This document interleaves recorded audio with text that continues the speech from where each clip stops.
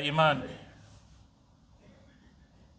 Leo ni mwezi wa 11 katika miezi 12 katika dini yetu ya Kiislamu. Kwa maana hiyo tumebakiwa na mwezi mmoja kuweza kukamilisha mwaka mzima ndani ya dini yetu ya Kiislamu katika mwaka huu ambao tunaokwenda nao.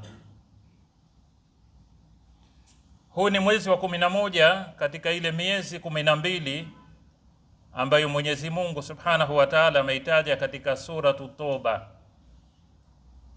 Baada a'udhu billahi minash shaitani rajim, kwa kusema inna iddata shuhuri inda Allahi 12 shahran fi kitabillah yawma khalaqa samawati wal arda minha arba'atun hurum dhalika dinul qayyim, hakika ya idadi ya miezi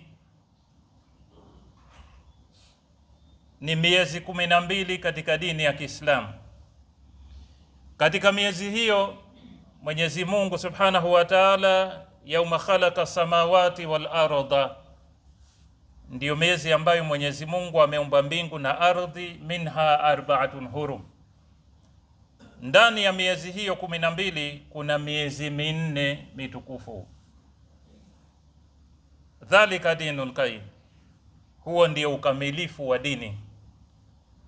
Mwenyezi Mungu akaendelea akasema, fala tadhlimu fihina anfusakum, msije mkazizulumu nafsi zenu, wakatilul mushrikina kafatan kama yukatilunakum kafan wa'lamu anna Allaha ma'al muttaqin, napiganeni na washirikina kama vile ambavyo wanavyopigana na nyinyi, naeleweni ya kwamba Mwenyezi Mungu Subhanahu wa Ta'ala yupo pamoja na wacha Mungu. Miezi hii minne ni katika miezi mitukufu sana. Akaja akafafanua Bwana Mtume sallallahu alaihi wasallam, mmoja umejitenga na wenziwe, Rajab, akasema Dhulqada, Dhulhijja na Muharram, ambayo hii miezi mitatu imefuatana. Sasa hivi tupo katika mwezi wa Dhulhijja, bado haujamaliza. Waliojaliwa uwezo na Mwenyezi Mungu Subhanahu wa Ta'ala kwenda kukamilisha ibada ya haji, Mwenyezi Mungu akubalie ibada yao, washaanza kurudi na awasamehe makosa yao, na wale ambao hawakujaliwa kwenda, Mwenyezi Mungu awape nia ya kwenda na awajalie uwezo wa kwenda.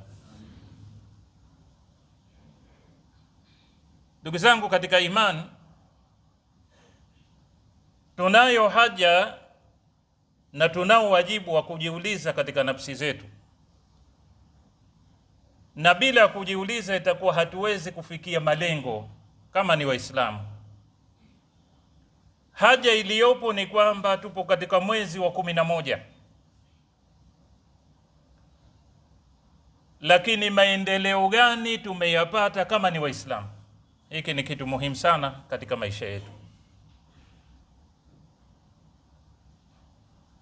Mwanadamu aliyekamilika na mwenye akili timamu iliyokamilika ni lazima anatakiwa afanye tathmini katika mambo yake. Bila kufanya tathmini katika mambo yako huwezi kufanikiwa. Hata mfanya biashara anatakiwa jioni ikifika anafunga hesabu zake, kitu gani kimetoka katika biashara zangu, kitu gani kinahitajika zaidi, na leo nimeuza kitu gani zaidi, kitu gani watu wanakuja kuulizia zaidi. Anafunga hesabu zake mfanya biashara, anajua na katika ile biashara yake kila anachokiuza anaweka tathmini ya kwamba hiki kitu kinapendwa sana, kwa hivyo lazima nikiboreshe ili niweze kwenda vizuri katika biashara yangu.